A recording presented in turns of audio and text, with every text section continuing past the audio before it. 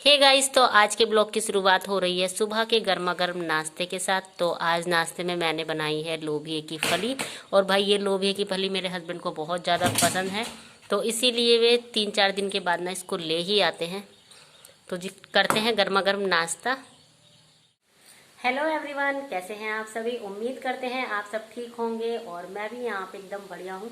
तो फिलहाल अभी बज चुके हैं सुबह के 9:30 और देखो आज मैंने बहुत जल्दी काम कर लिया है, क्योंकि भाई आज मुझे करनी है सिलाई। और जब मुझे सिलाई करनी होती है ना, तो मैं इसी तरह से टाइम निकालती हूँ, फटाफट से ना अपने काम कर लेती हूँ। तो किचन के सारे काम हो चुके हैं और दिखाती हूँ पहले मैं भी आपको ना कि कपड़े कितने सारे थे। तो गाइस देखो, ये वो कपड़े हैं जो मैंने कल शाम 4-5 बजे धुले थे। तो ये वाला तार पूरा भरा हुआ है और ये भी पूरा भरा हुआ है। और इधर ना जो रह गए थे वो खाट पे फैला दिए हैं। और इधर मशीन में मैंने पानी डाल दिया है और अभी कपड़े रखे हैं उधर मशीन के ऊपर। ये मुझे धुलने हैं क्योंकि ये आज के कपड़े हैं। तो भाई इकट्ठे बिल्कुल नहीं करूँगी, जैसे परसों नहीं धुले थे ना तो कल बहुत ज़्यादा हो गए थे, पूरा धोबी घाट ही लग गया था। और मौसम का भी कुछ पता नहीं होता है, जैसे कल पूरे दिन बारिश पड़ी थी, इसी वजह से मैं शाम के 4-5 बजे कपड़े धुल पाई थी। और अभी फ़िलहाल ना मशीन में पानी डाल दिया है, कपड़े इकट्ठे करके रख दिए हैं क्योंकि लाइट नहीं आई है। और जब लाइट आएगी ना तभी मैं कपड़े धुलने के लिए मशीन में फटाफट डाल दूँगी। बस अब खाना बनेगा तो वो बनेगा दोपहर को 12-1 बजे।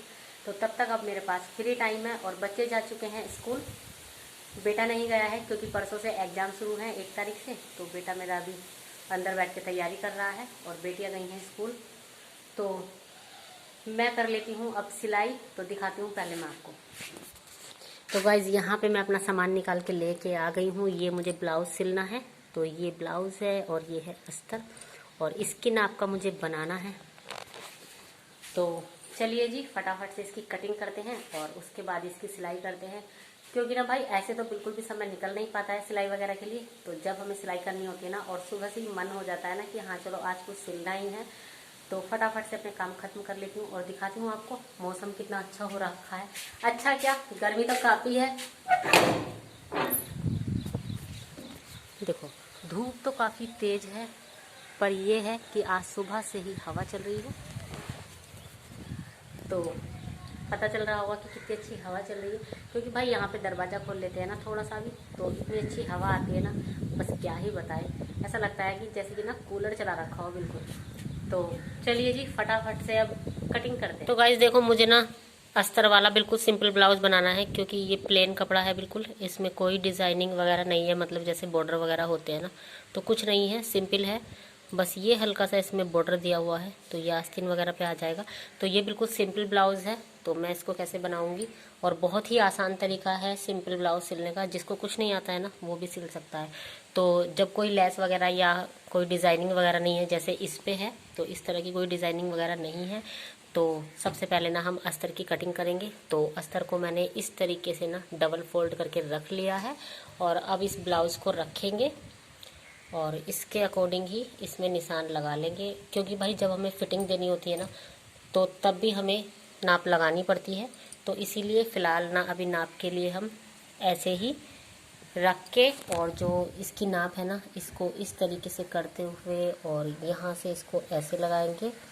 और जो ये हमारा गला होता है ना, तो ये यहाँ पे बना हुआ है कंप्लीट, तो हमें इससे थोड़ा सा आधा इंच बचा के, यहाँ पे देखो ये कंप्लीट बना हुआ है, तो इससे बचाते हुए हमें यहाँ पे निशान लगा लेना है। और यहाँ पे भी ये कंप्लीट है, तो यहाँ पे निशान लगा लेना है और कटिंग का निशान हमें लगाना है ये।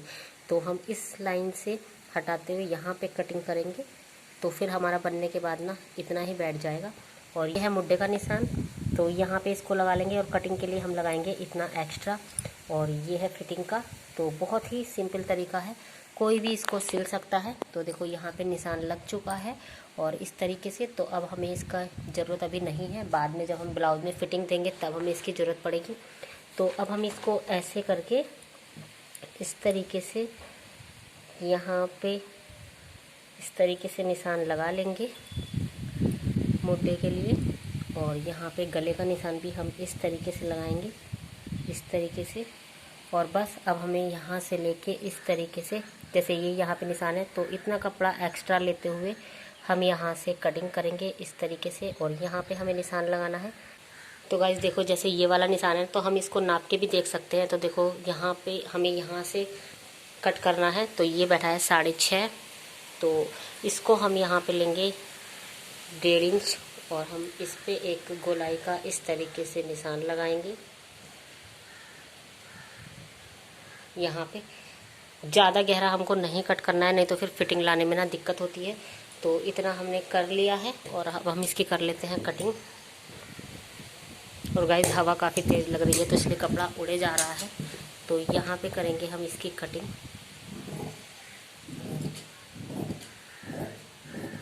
और हमें इतना एक्स्ट्रा ज़रूर कट करना है, क्योंकि जब हम फिटिंग लगाते हैं तो थोड़ी बहुत सिलाई ना निशान आगे पीछे होते हैं, तो इसी वजह से हमें इसको थोड़ा सा एक्स्ट्रा ही कट करना होता है, ताकि हमें सिलाई करते हुए दिक्कत ना पड़े, कपड़ा कम वगैरह ना पड़े।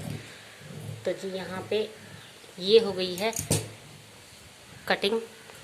तो गाइज़ अब हमें कट करना है पिछला वाला तन्ना, तो इसको हम यहाँ पे रख लेंगे। और देखो ये अगला है और ये वाला पिछला है, तो इससे हमें ना थोड़ा सा इस तरीके से फालतू रखना है, क्योंकि हमें हुकाई लगानी पड़ती है तो फिर बाद में छोटा हो जाता है।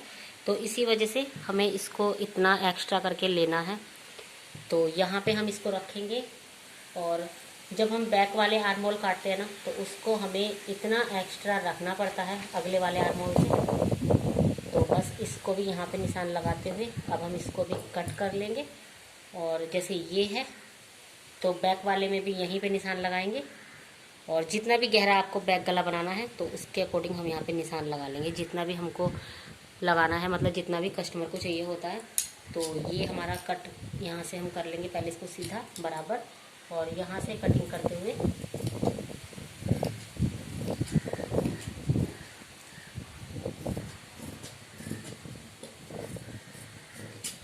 तो गाइज अब हमारे दोनों बैक और फ्रंट कट हो चुका है।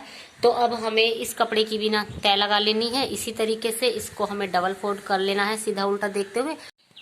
तो गाइज देखो दोनों अस्तर के तन्ने कट हो चुके थे, तो अब इसको भी मैंने डबल फोल्ड कर लिया है। तो इसके ऊपर मैंने ये एक फ्रंट रख लिया है और एक बैक का रख लिया है। तो इसको भी हम इस तरीके से ना अब अस्तर के कपड़े के साथ ना ब्लाउज का कपड़ा कट कर लेंगे। हम दोनों तन्नों को कट कर लेते हैं। तो चलिए जी पहले मैं इनको कट कर लूँ। दोनों अस्तर के साथ साड़ी का कपड़ा भी कट हो चुका है, ये भी कट हो चुका है और इधर मैंने ये भी कट कर लिया है। तो ये अगला गला था छोटा और बैक का गला है काफ़ी बड़ा, तो मैंने निशान लगा लिया है। तो इसको भी कट कर लेते हैं और फिर उसके बाद करते हैं आस्तीन की कटिंग। तो गाइस देखो ये भी कट हो चुका है और अब ये भी कट हो चुका है। तो दोनों तन्ने हो गए हैं तैयार। तो इनको फोल्ड करके भी रख देते हैं और ये जो कपड़ा बचा है इसमें से हम निकालेंगे आस्तीन। गाइस पहले इसको फोल्ड इस तरीके से कर लिया है और हमें छोटी आस्तीन बनानी है, तो हमने एक बार इसको इस तरीके से फोल्ड कर दिया है ताकि आसानी से बिना जोड़ वगैरह के आस्तीन निकल जाए। तो अब हमें निशान लगा लेना है। इधर से लगा लेंगे लंबाई का निशान और इधर से लगाएंगे हम आर्महोल का और यहाँ पे लगाएंगे आस्तीन की फिटिंग। तो गाइस देखो ये हो चुकी हैं दोनों आस्तीन कट और अब इस पे ना साड़ी का कपड़ा रख के हम इसी तरीके से कट कर लेंगे जैसे हमने ब्लाउज के पीसेस कट किए हैं। तो चलिए जी फटाफट से कट कर ले। तो गाइस कटिंग हो चुकी है कंप्लीट ब्लाउज की। ये रही पट्टी वगैरह सब कुछ कट कर ली है। तो मशीन भी लेके आ गई हूँ बाहर, दिखाती हूँ। तो गाइज ये रही सिलाई मशीन और जब इसको हम काफ़ी दिनों में चलाते हैं ना तो सच में ये काफ़ी ज़्यादा गंदी हो जाती है, क्योंकि भाई घर में धूल मिट्टी बहुत ज़्यादा आती है। कितना भी साफ़ करके रख लो पर फिर भी ना धूल मिट्टी के ना वो लग जाते हैं, क्या बोलते हैं उसको, ढेर। तो देखो आप देख सकते हैं पूरी मशीन ना गंदी हो चुकी है। तो चलिए जी इसकी पहले कर लेते हैं सफाई, क्योंकि भाई किसी भी चीज़ को यूज़ करने से पहले ना उसको साफ़ सुथरा करना बहुत ज़्यादा ज़रूरी होता है। तो यहाँ पे ये अच्छे से हम इसको चमका लेते हैं और फटाफट से करते हैं सिलाई। और लाइट आ गई थी तो मैंने कपड़े धुलने की मशीन भी लगा दी है। तो जब तक मशीन में कपड़े धुलते हैं तब तक मैं ब्लाउज सिल लेती हूँ जितना भी सिला जाएगा, और बीच में कपड़े जब मसले जाएंगे ना तो भाई सिलाई को रोक देंगे बीच में ही और फिर कपड़े धुलेंगे, फिर उसके बाद सिलाई फिर से कंटिन्यू करेंगे।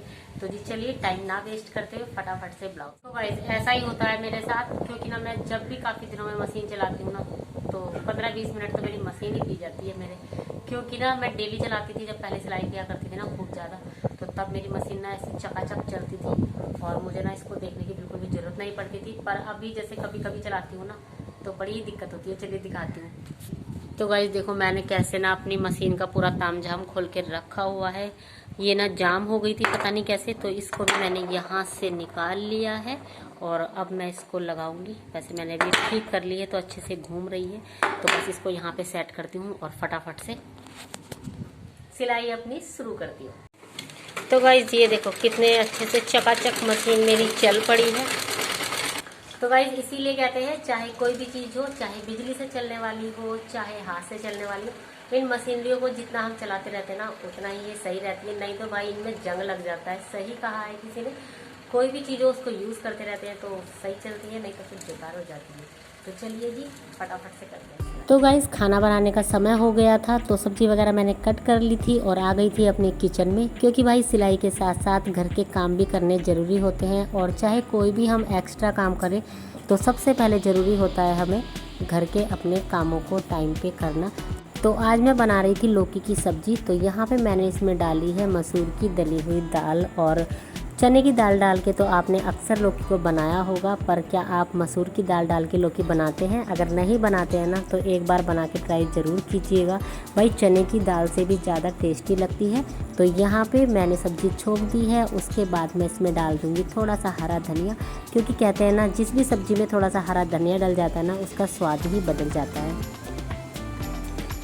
और गाइस खाना बनाने के बाद कपड़े भी मशीन में धुले जा चुके थे, तो फिर मैं तुरंत के तुरंत लग गई थी कपड़े धुलने के लिए, क्योंकि काफ़ी सारे कपड़े हो जाते हैं भाई डेली ही। और आजकल तो मौसम भी ऐसा हो रखा है, कभी धूप निकलती है कभी बारिश आ जाती है, तो कपड़ों का काम भी ना बहुत ही ज़्यादा फैला रहता है हमेशा ही। तो कल के कपड़े भी सूख रहे हैं, उनको भी बाद में उतारना है और फिर इनको धुल के मुझे फैलाना है। तो चलिए जी फटाफट से पहले कपड़े वगैरह धुलते हैं।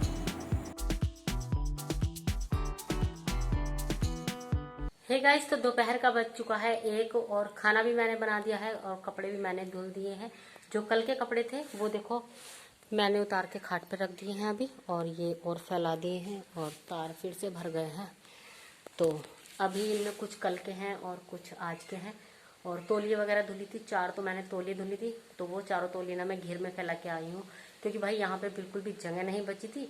और मतलब इकट्ठे कर करके डालते ना तो बिल्कुल भी नहीं सूखते। अभी थोड़े फैले हुए पड़े हैं अच्छे से, तो सूख भी जाएंगे। और देखो हवा इतनी चल रही है सुबह से, पर गर्मी भाई बहुत ज़्यादा हो रही है, क्योंकि जब हम काम करते हैं ना तब हमें पता चलता है कि कितनी गर्मी हो रही है। तो अब मैं अपनी करती हूँ सिलाई, क्योंकि ना जब सिलाई करने बैठी थी तो उसके बाद मेरे बेटे ने कहा कि मम्मा मुझसे सुन लो। उसने याद कर लिया था तो मैं फिर उससे सुनने के लिए बैठ गई थी। और उसके बाद फिर खाना बनाने का भी समय हो गया था, तो मैं फिर खाना बनाने लग गई और फिर कपड़े धुलने। तो मेरा टाइम ना ऐसे ही चला गया है। तो चलिए अभी जब तक मेरी बेटियाँ स्कूल से आती है ना तो तब तक मेरे पास समय है, तो मैं ब्लाउज सिल लेती हूँ और फिर मिलती हूँ। तो बच्चे आ गए हैं स्कूल से और दिखाती हूँ मैं कितना ब्लाउज सिल पाई हूँ। तो गाइस देखो वैसे तो ब्लाउज पूरा ना कंप्लीट हो गया है, बस अब इस पे हुक हाई और तुरपन रह गई हैं और अभी बाजू जोड़नी रह गई है।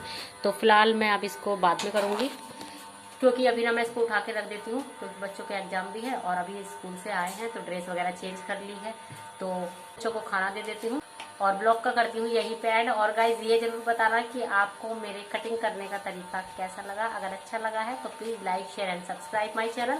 और वैसे तो मैं सिलाई की वीडियो भी बनाना चाहती थी, पर फिर ब्लॉग ज़्यादा लंबा हो जाता, तो मैंने इसलिए ना सिलाई की वीडियो नहीं बनाई है।